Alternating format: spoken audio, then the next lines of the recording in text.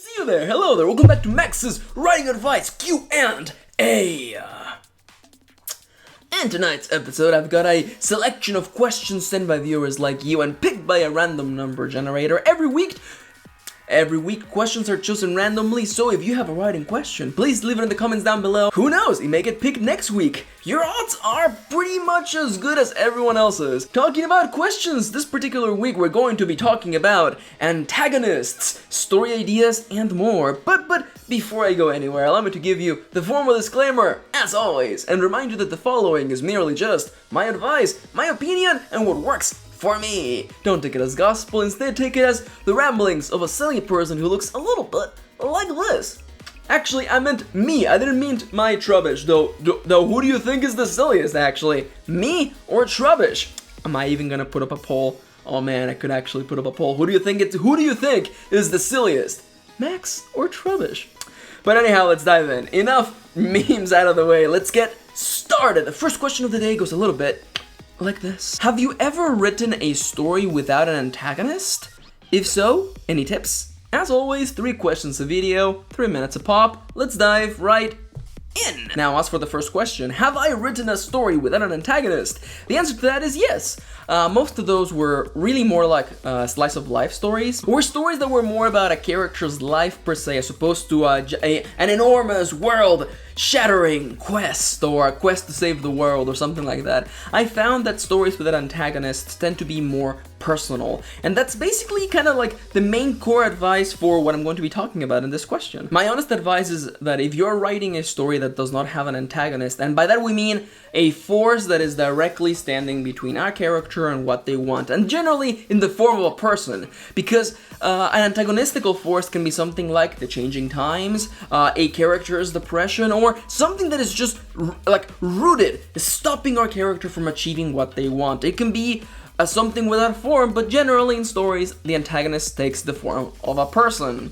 Now, if you have a story without the embodiment of an antagonist, I would like to urge you to focus on your character. Focus on whoever the protagonist or protagonists are, and focus on showing us their perspective, what they're doing, what they want, how are they going about doing it, and what exactly is going on in their head. I like to think about it as kind of like real life, because I know that there are people who get in the way of what we want every once in a while in the real world, but there's hardly antagonists per se. There is no like one person who holds like the key to your success and your happiness. Generally, that's not really how it goes.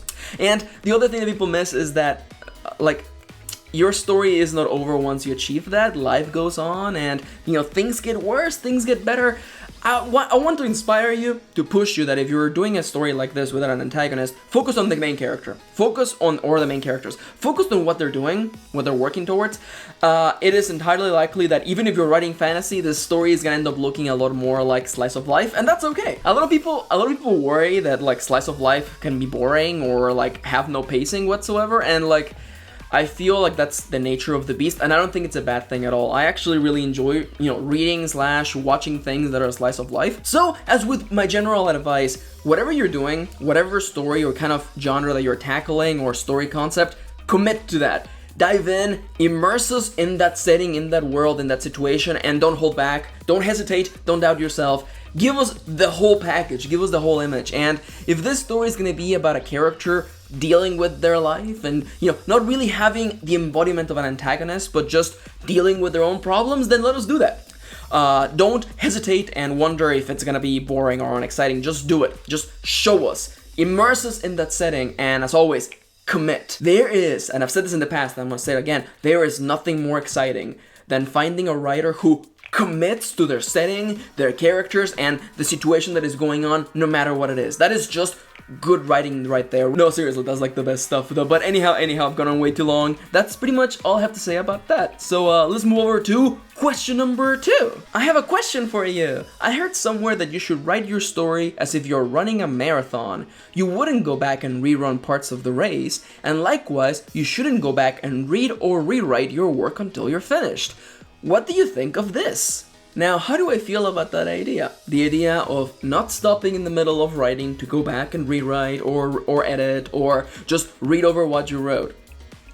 I am actually entirely okay with this, and I agree with it on several levels, except for one. But before I go anywhere, I just want to say again really quickly that every writer is different, and this is one of those really personal things that everybody does different. I'm going to explain you my really pragmatic reasoning why I don't go back and reread or edit in the middle of writing, but I'll also show you the one scenario in which I do it. But overall though, I am going to say that in my personal experience, back when I was a younger writer, I would do that. I would go back and edit what I had written like the previous night, and I can tell you from my own point of view, I am level-headed enough that I can admit that I was doing it as a distraction.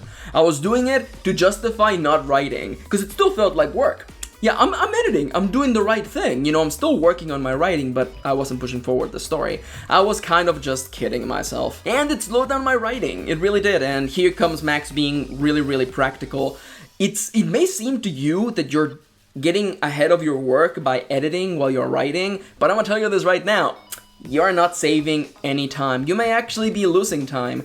Why? Because you're revising a story without having written the whole thing, and I can tell you that when you write a whole story and you read the whole thing in 1 or 1.5 sittings, you realize, oh, there are an error here and an error there, and if you had been editing at this point, you wouldn't have spotted this or that, and this is just this entire issue of scope.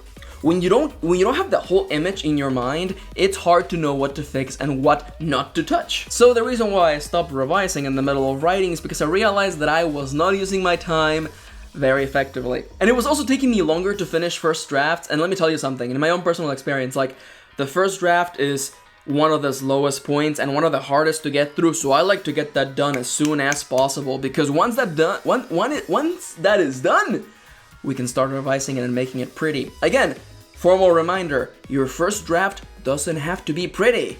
It just needs to be written. It is the fabric that you will cut during revision. It is the clay that you will give form to during revision. People worry too much about the first draft, and honestly, it's not even that big of a deal. Now, I will talk about the one instance in which I do reread what I was working on. The only one situation in which I will go back and reread, not rewrite, just reread a segment of my story is if I left the writing session in the middle of a chapter.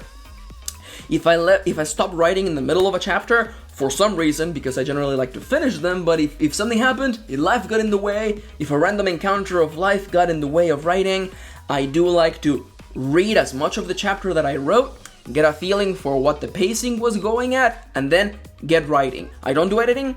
If there's something obvious, I will fix it, like a missing word or words are flipped around. I have dyslexia, so I do that all the time. I will fix that. But I don't stop and do heavy work. I'm doing it primarily so I can get myself accustomed again. What was the pacing of this story? Where was this particular chapter going? And then I move on. Again, you gotta get that first draft done. The sooner you get that done, the sooner you can worry about fixing it. So yeah, I don't think this is all bad, but I think that you should be honest with yourself and ask yourself, why are you stopping and doing this? Like, honestly, I don't want to be rude, but I don't know if you actually do save any time, because you're gonna end up revising this story anyway, right? But yeah, no, that's pretty much how I feel about it. I think that the marathon analogy works pretty well, mostly because when you want to do something like this, it's usually done under the guise. I mean, at least for me, because I knew that I was distracting myself. I was doing it under the idea that ultimately I was saving time. Ultimately, I was doing something, saving work that I would have had to do later. And I'm a really pragmatic person, so you know that works for me sometimes. Sometimes taking care of something before it's a big deal is effective. For writing, it actually doesn't matter, because you're gonna finish writing the first draft, and you will notice through your notes that, oh, this thing that I thought was a problem was actually not a problem because of what happened later in the story.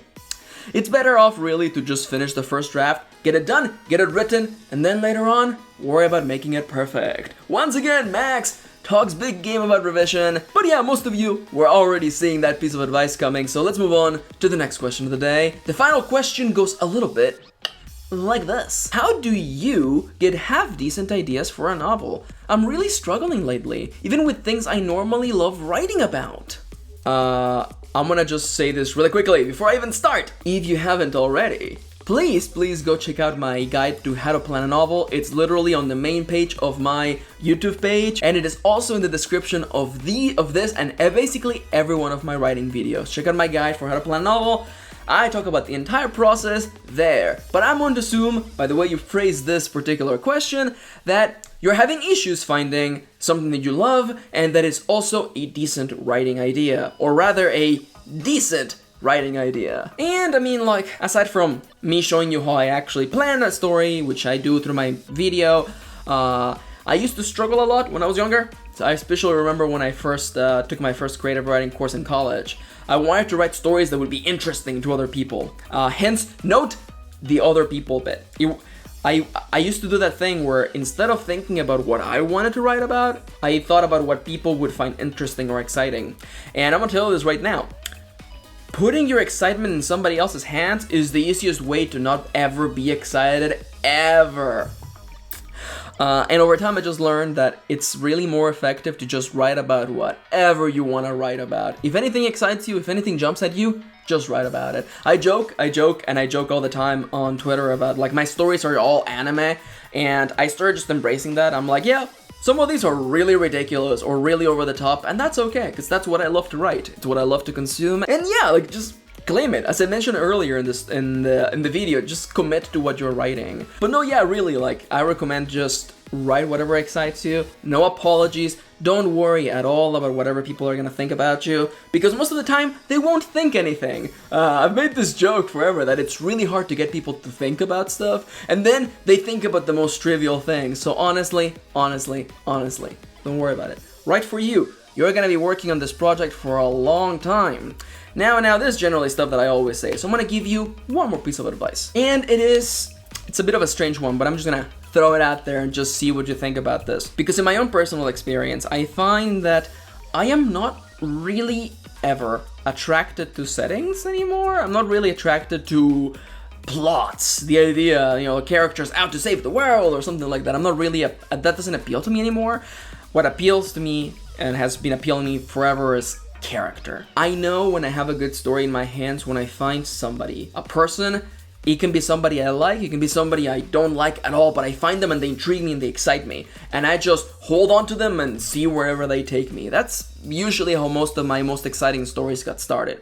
It's just a matter of finding somebody really cool, really exciting, and seeing and following them, see where they take you. Again, I want to inspire you to, if there's a story idea that jumps at you, or a story character that jumps at you, and you're worried because you don't know if this character is a good person or a bad person, or you don't know if you will like them, or if you will even agree to their morals and what they do, just write them anyway. Just jump in. Be brave. Just jump in. See what happens.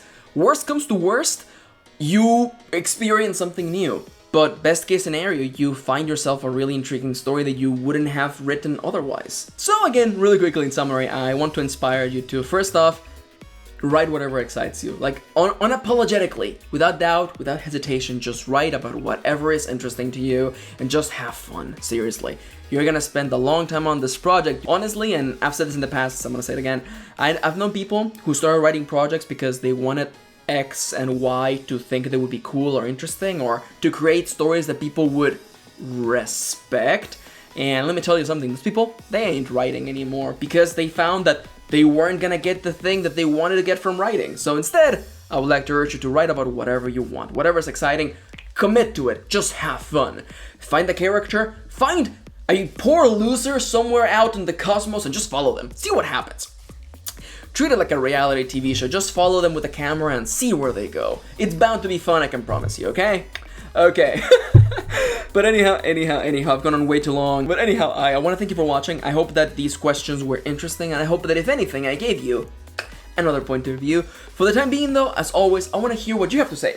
What are your thoughts on the questions that were answered today? And do you have any questions you would like me to answer in a future video? Let me know about all of those things in the comments down below. And of course, one more thing, I want to thank you, yes, you, for watching. Thank you for joining me, for spending a little bit of your day with me. And I'll see you on the next one.